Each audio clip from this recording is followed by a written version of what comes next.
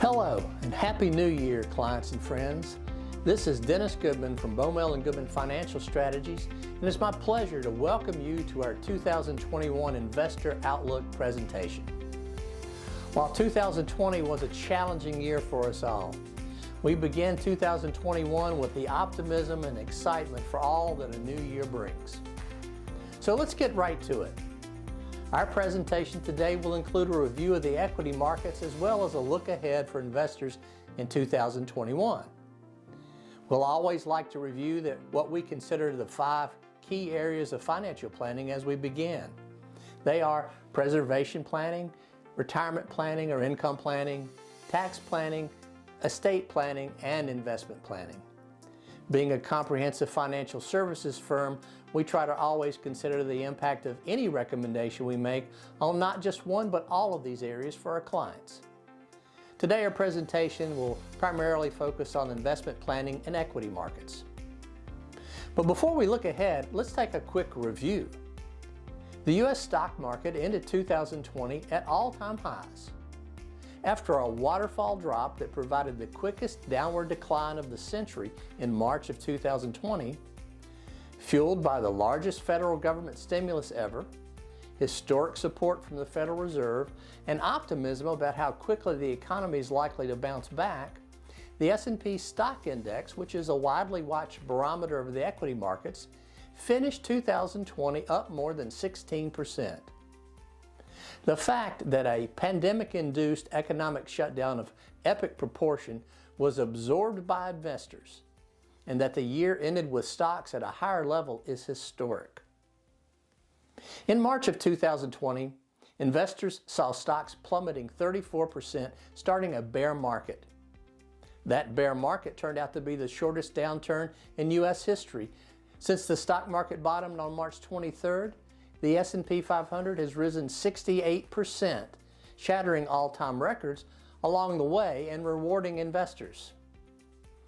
While equities climbed higher from their March lows, not all stocks recovered to positive territory. In fact, as you start analyzing the year-end market highs, gains in Apple, Amazon, and Microsoft alone accounted for more than half of the S&P 500's 16% total return. If you remove the top 24 performing companies, which were dominated by tech and digital services, the S&P 500 return for the other 476 companies would actually be negative in 2020.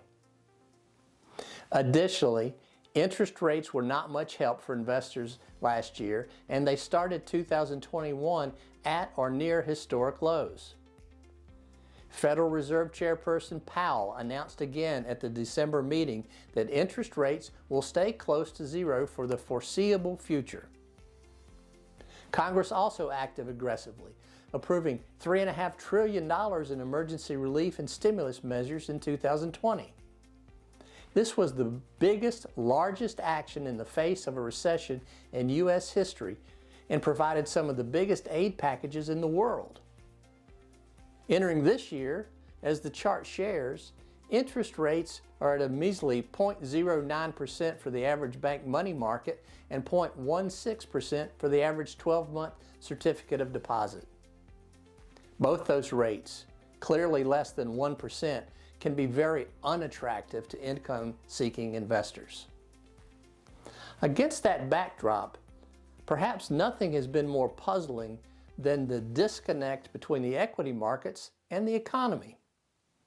The market's rebound reflects Wall Street's optimism about the prospects for 2021, but it also accentuates the disconnect between the stock market's wild success and struggling American households. Wall Street is at all-time highs, but many places are still experiencing shutdowns, high unemployment, overrun hospitals, and economic hardships. Sadly, many local businesses like restaurants, gyms, and small shops may never recover or reopen. Everywhere you turn, you're reminded that there is a deadly pandemic that is responsible to date for more than 380,000 American deaths and has also left millions jobless and hungry. In fact, as these statistics share, as of year end, the COVID-19 daily cases, daily deaths, and hospitalizations were peaking to their highest levels. However, there's still great optimism in the equity markets about how quickly the economy is likely to bounce back in 2021 as coronavirus vaccines become widely distributed.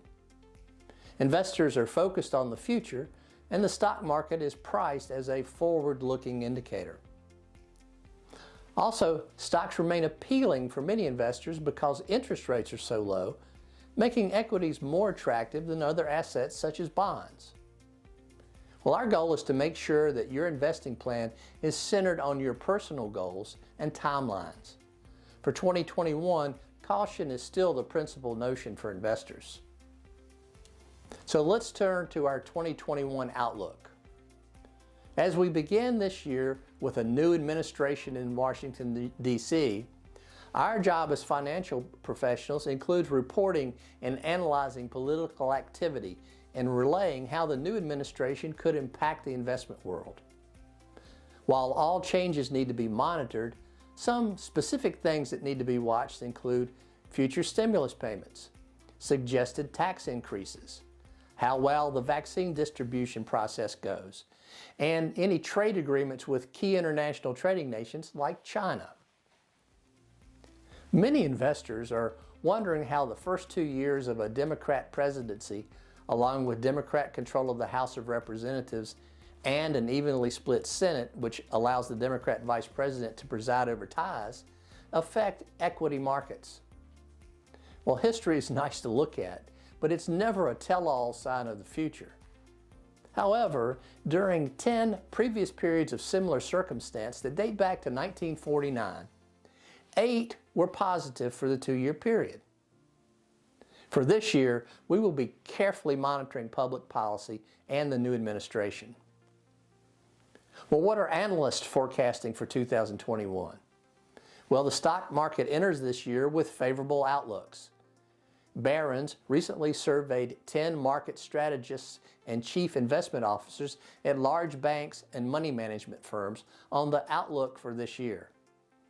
Averaging their year-end S&P 500 forecasts, which range from around 3,800 to 4,400, the group expects the index to rise 9% in 2021 to about 4,040.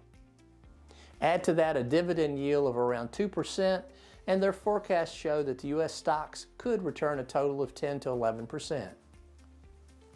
This panel also predicts that the U.S. economy will grow by 5% this year, the fastest rate since 1984. That would be healthy following a year in which the gross domestic product plummeted 31.4% in the second quarter as the pandemic gripped the country, and then soared by 33.1% in the third quarter. Now, while this forecast is optimistic, we'd like to remind you that we consider your feelings about risk and markets when we review your unique financial situation and make recommendations. There is great optimism about how quickly the economy is likely to bounce back this year as COVID-19 vaccines become widely distributed. However, for 2021, there are still many uncertainties. Major risks include the potential damage that could be done if the massive vaccination campaign in the U.S. doesn't run as smoothly or as quickly as investors or the markets are expecting. Also, there's still a major risk to the economic outlook if the recovery is delayed and corporate revenues and profits fall short of expectations. So 2021 should be an interesting year, and our goal is to be communicative with our clients on how things are proceeding. As a quick recap, remember, interest rates are at or near all-time lows. There's a disconnect between the economy and the equity market, and as always, a new administration brings new challenges.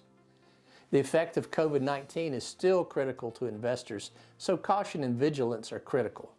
You should focus on your personal goals and objectives, and as always, call us if you have any concerns. Legendary portfolio manager Peter Lynch reminds us that you get recessions, you have stock market declines. If you don't understand that's going to happen, then you're not ready and you won't do well in the markets. So what to expect from us? Again, one of our main focuses is to review changes for our clients on an ongoing basis. You can expect regular communication and discussions as we continuously review economic, tax, estate, and investment issues for our clients. In fact, we'll be offering other workshops that focus on tax changes and planning ideas later in the year. Well, thank you for listening to this workshop. We appreciate the opportunity to assist you with your financial needs. Remember, at our firm, clients come first, and your health and well-being is our highest priority. We appreciate our clients. As a client benefit, you can add names to our distribution list for viewing this workshop, and we hope you'll take advantage of this and add 2 or 3 names to our list. One of our goals in 2021, as always, is to continue to help others, as we know some of our best clients were referred to us by existing clients. So please feel comfortable letting us know the names of anyone you feel could benefit from this information.